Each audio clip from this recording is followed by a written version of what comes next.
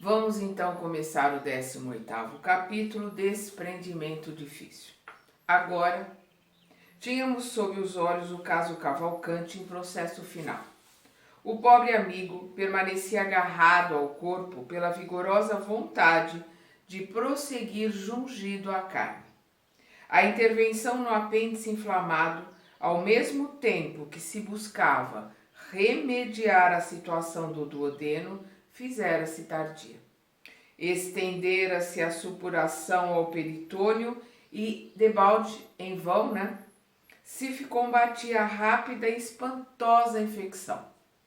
O enfermo perdia forças e, porque não conseguia alimentar-se como devia, não encontrava recursos para compensar as perdas vultosas. O intestino inspirava repugnância e compaixão. Qual estranho vaso destinado à fermentação, continha o seco trilhões de bacilos de várias espécies. Então, o seco é uma porção intestinal do intestino grosso. Profundo desequilíbrio afetava as funções dos vasos sanguíneos e linfáticos no intestino delgado. O cólon transverso e o descendente semelhavam-se a pequenos túneis, repletos das mais diversas coletividades microbianas. As vilosidades permaneciam cheias de sangue purulento e de quando em quando abriam-se veias mais frágeis, provocando abundante hemorragia. Em todo o aparelho intestinal verificava-se o gradual desaparecimento do tônus das fibras. O pâncreas não mais tolerava qualquer trabalho na desintegração dos alimentos, e o estômago deixava perceber avançada incapacidade. As glândulas gástricas jaziam quase inertes. Distúrbios destrutivos campeavam no fígado, onde animálculos vorazes se valiam da progressiva ausência de controle psíquico, manifestando-se ao léu como microscópicos salteadores em sanha festiva. O doente, por fim, já não suportava nenhuma alimentação. O estômago expulsava até a própria água simples, deixando-o exausto em vista do tremendo esforço despendido nos reiterados acessos de vômito. O sistema nervoso central e o abdominal, bem como os sistemas autônomos, acusavam desarmonia crescente. Reconheci, entretanto, ali, naquele agonizante que teimava em viver de qualquer modo no corpo físico, o gigantesco poder da mente, que em admirável decreto da vontade estabelecia todo o domínio possível nos órgãos e centros vitais em decadência franca. O que o André Luiz está colocando aqui é que ele, apesar de todos os prognósticos, ele já devia ter desencarnado, mas ele estava com tanto medo de desencarnar e ele tinha, nós vamos ver aqui, um desejo tão forte de se reconciliar com a ex-esposa, de pedir perdão a ela, e tanto medo dos dogmas, da religião católica em termos de inferno, purgatório, que ele unia todas as forças dele para se manter junto ao corpo. Por aí nós vamos, no decorrer deste capítulo, nós vamos ver o poder da mente. Se nós soubéssemos usar esse poder, nós nos manteríamos com uma saúde muito melhor, porque nós poderíamos usar esse poder para mandar a ordem para as nossas células de saúde, de se revigorarem, de se fortalecerem. Mas a gente vê que normalmente só se usa esse poder ou numa autodestruição, ou nos estertores, assim, na hora da morte, por tamanho medo do desencarne. Decorridos mais de 4 dias em que atentávamos para o moribundo cuidadosamente, Jerônimo deliberou fossem desatados os laços que o retinham à esfera grosseira. Bonifácio, prestimoso e gentil, coadjuvava-nos o trabalho, informando-se de nossa resolução de modo vago por meio dos canais intuitivos. O doente, pela manhãzinha, chamou o capelão, a fim de ouvi-lo, e após breve confissão que o sacerdote reduziu ao mínimo de tempo, em virtude das emanações desagradáveis que se desprendiam da organização fisiológica em declínio, o pobre Cavalcante, mal suspeitando a paz que o aguardaria na morte, procurou reter o eclesiástico em contristadora conversação. Então, por falta de informação, por falta de conhecimento, o Cavalcante não tinha noção da paz, da tranquilidade, do abrir as grades da prisão, que é o desencarne. Por causa dos ensinamentos religiosos que ele teve, ele estava ali com pavor, da morte. Aí ele diz aqui: Padre, dizia ele em voz súplice, sei que morro, sei que estou no fim.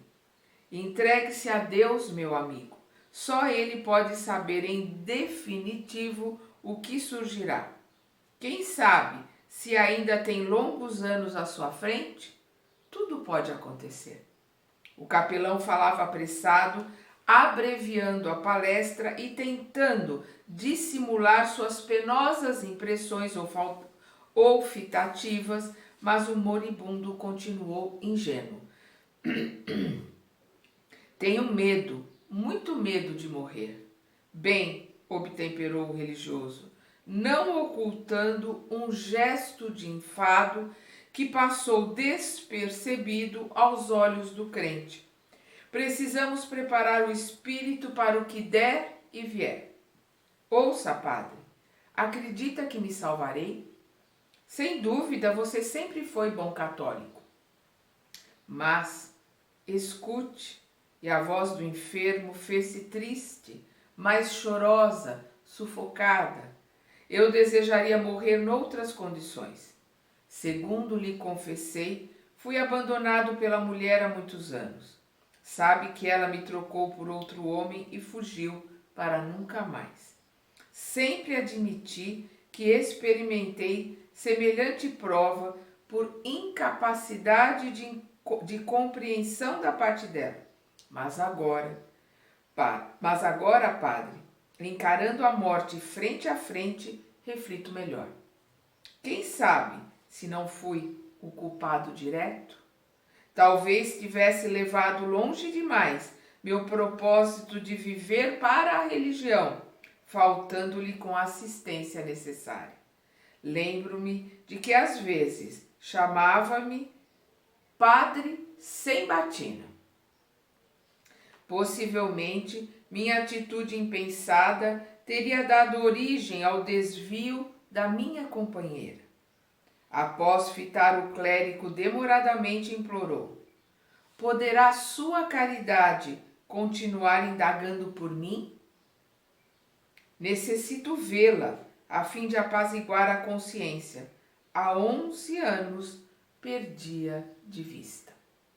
O sacerdote, no entanto, não parecia intimamente interessado em satisfazê-lo e repetia com impaciência: descanse, descanse, prosseguirei nas diligências. Tenha coragem, Cavalcante.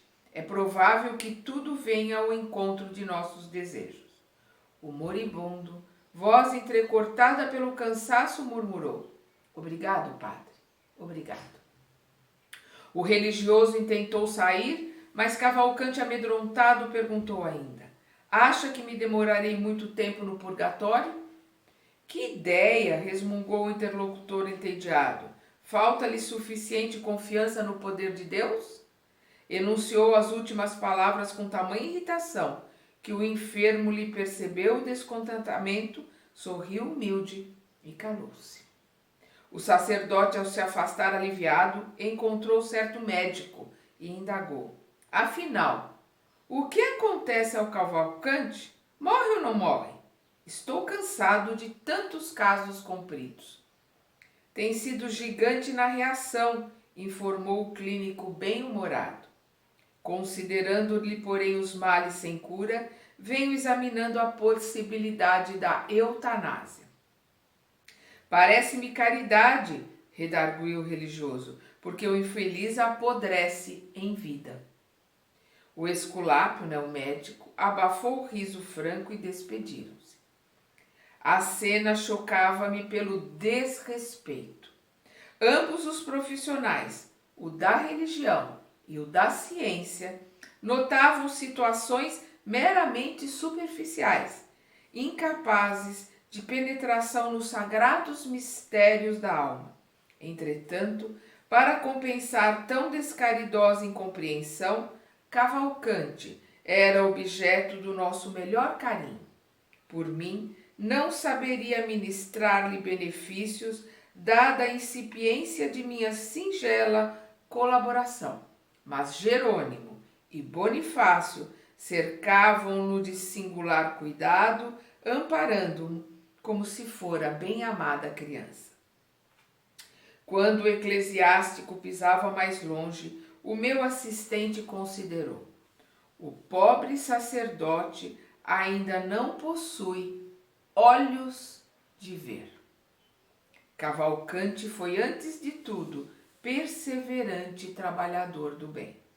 Enquanto isso, o enfermo buscava enxugar as lágrimas copiosas. A atitude do capelão advertira-o do deplorável estado de seu corpo físico. Passou a sentir o cheiro desagradável das próprias vísceras, agravando-se-lhe o mal-estar. Sob incoercível angústia, pediu o comparecimento de determinada religiosa, dentre as diversas que atendiam a casa. Experimentava funda sede de consolo, necessitava coragem que lhe viesse do exterior. Provavelmente encontraria no coração feminino o reconforto que o confessor não lhe soubera prodigalizar, lhe dar em quantidade. Porém, a irmã de caridade não trazia consigo melhor humor. Fez questão de escutá-lo, alçando desinfetante enérgico ao nariz, a infundir-lhe surpresa ainda mais dolorosa. Cavalcante chorou, queixou-se. Precisava viver mais alguns dias, declarou humilhado. Não desejava partir sem a reconciliação conjugal. Rogava providências médicas mais eficientes e prometia pagar todas as despesas. Logo pudesse tornar ao serviço comum. Pretendia recorrer a parentes endinheirados que residiam à distância. Resgataria o débito até o derradeiro centavo. A irmã de caridade, depois de ouvi-lo com impassível frieza, foi mais sucinta. Meu amigo, disse áspera, tenha fé. A casa está repleta de enfermos, alguns em piores condições. Como o doente insistisse nas solicitações, concluiu ríspida e secamente: não tenho tempo. O agonizante deu curso ao pranto silencioso. Recordou de alma oprimida por angustiosa saudade a infância e a juventude. Percorrer as estradas terrenas de coração aberto à prática do bem. Não compreendia Jesus cerrado nos templos de pedra, à distância dos famintos e sofredores que choravam por fora. A doutrina que abraçara não lhe oferecia ensejo de mais vasta aplicação ao exemplo evangélico. Era compelido a satisfazer obrigações convencionais e a perder grande tempo em manifestações do culto externo. Entretanto, valera-se de toda oportunidade para testemunhar entendimento cristão. porque amara o exercício do bem, constante e fiel, era aborrecido aos sacerdotes e familiares em geral. A parentela, inclusive a esposa, considerava-o fanático, desequilibrado, imprestável. Perseverava mesmo assim, embora as condições elevadas em que desenvolver a fé, ignorava as lições do além-túmulo e receava a morte. Estimaria obter a certeza do destino a seguir. A visão mental do inferno, segundo as concepções católicas, punha-lhe arrepios no espírito exausto. A probabilidade dos sofrimentos purgatoriais enchia-o de temor. Desejava algo de melhor, de mais belo que o velho mundo em que vivera até então. Suspirava por ingressar em coletividade diferente, em que pudesse encontrar corações a pulsarem, sintonizados com o dele. Sentia fome e sede de compreensão, de profunda compreensão, mas, prejudicado pelos princípios dogmáticos da escola religiosa a que se filiara, repelia-nos a ação. Então, os ensinos, os dogmas, as imagens de purgatório, de inferno, que foram incutidas nele, faziam com que ele repelisse a ajuda que o plano espiritual estava dando ali, porque ele estava apavorado com a morte, não conseguia, não aprendeu, não viu, não estudou, não teve oportunidade de saber que o desencarne é uma libertação e o plano espiritual é a nossa verdadeira vida e que ele estaria livre da doença, daquele corpo que não servia mais, que ele estaria liberto após o desencarne. Infelizmente ele não tinha esse conhecimento, essa compreensão. Mas por ser um homem bom, estava sendo assistido ali, né? O assistente, pondo em prática recursos magnéticos, tentou propiciar-lhe sono brando, de maneira a subtrair-lhe os temores em socorro direto, fora do corpo físico. Contudo, o moribundo lutou por manter-se vigilante. Temia dormir e não despertar. Pensava, ansioso. Queria ver a esposa antes do fim. Dizia de si para consigo. Não era efetivamente provável? Não seria justo morrer tranquilo? Oh, se ela surgisse! Acariciava a possibilidade. Penitenciar-se-ia dos erros passados. Pedir-lhe-ia perdão. Tamanha humildade assomava-lhe ao ser naquela hora de grande abatimento que não se magoaria em receber-lhe a visita junto do outro. Por que odiar? Porventura não lhe ensinava a lição de Jesus, que a fraternidade constitui sempre a bênção do Altíssimo? Quem seria mais culpado? Ele, que mantinha dobrada indiferença para com as exigências afetivas da companheira pelo arraigado devotamento à fé, ou aquele homem despreocupado de qualquer responsabilidade que a recolhera, talvez em desesperação? Se pugnara sempre pela prática da caridade, por que motivo ele, Cavalcante, faltara com a necessária demonstração portas adentro do próprio lar? Em verdade, as sugestões sublimes da fé religiosa inflamaram-lhe o espírito de amor universal. Não tolerava a sufocação do idealismo ardente. Ninguém poderia reprová-lo. Mas, se era esse o caminho escolhido, que razões o levaram a desposar pobre criatura incapaz de aprender-lhe a fome de luz? Porque fizera firmes promessas a um coração feminino ciente de que ele não poderia atendê-las? A dor desenha a tela da lógica no fundo da consciência com muito mais nitidez que todos os compêndios do mundo. Então o que o André está colocando aqui é que ele ali nas últimas horas dele, ele teve uma reflexão. Ele, através da dor, ele pôde refletir sobre os seus atos, sobre as suas responsabilidades e principalmente perdoar a companheira, né? Tirar aquela mágoa de dentro do peito. É o que ele coloca aqui, eu vou repetir. A dor desenha a tela da lógica no fundo da consciência com muito mais nitidez que todos os compêndios, todos os ensinamentos do mundo. A morte próxima enchia aquela alma formosa de sublimes reflexões. Entretanto, o medo alojara-se dentro dela como sicário invisível. Cavalcanti, que via tão bem na paisagem dos sentimentos humanos, permanecia cego para o outro lado da vida, quer dizer, estava completamente cego para a vida espiritual, ele não teve nenhum contato com esses ensinamentos, de onde tentávamos auxiliá-lo em vão, porque ele tinha tanto medo que ele repeliu o auxílio que eles estavam tentando dar ali para que ele desencarnasse. Jerônimo poderia aplicar-lhe recursos extremos, mas absteve-se.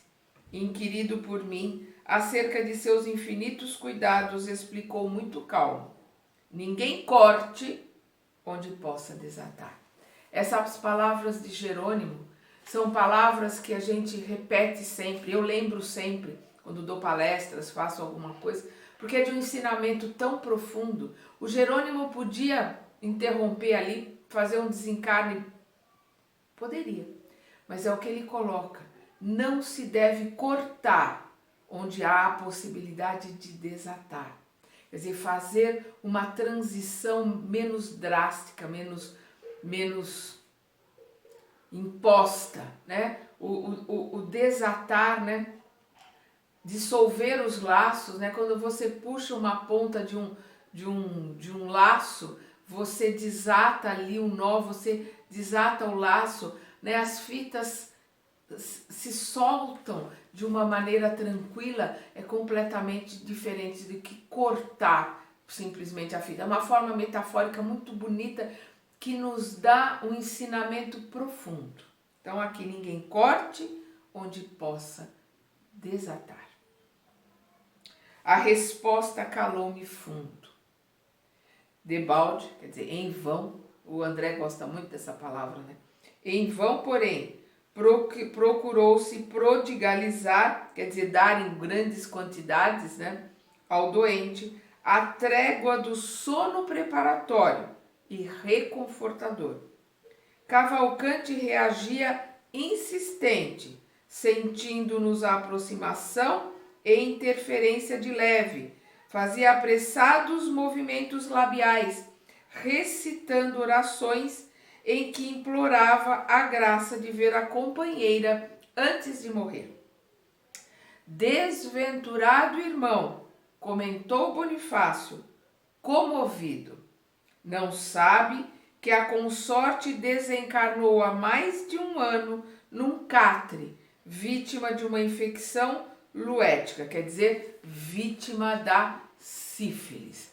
Então ele não sabe que a ex-esposa desencarnou e ele está ali, né, naquele desespero de poder pedir perdão para ela. Ele não quer desencarnar sem obter esse perdão, sem falar com ela pela última vez.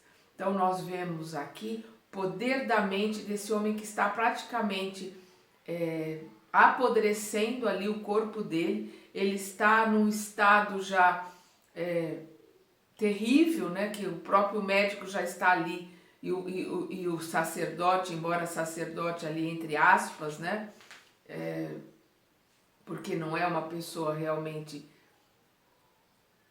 amorosa, né, dedicada ao cristianismo verdadeiro, né, o cristão verdadeiro, aquele que segue os ensinamentos, é aquele que segue os ensinamentos do Cristo e não uma religião.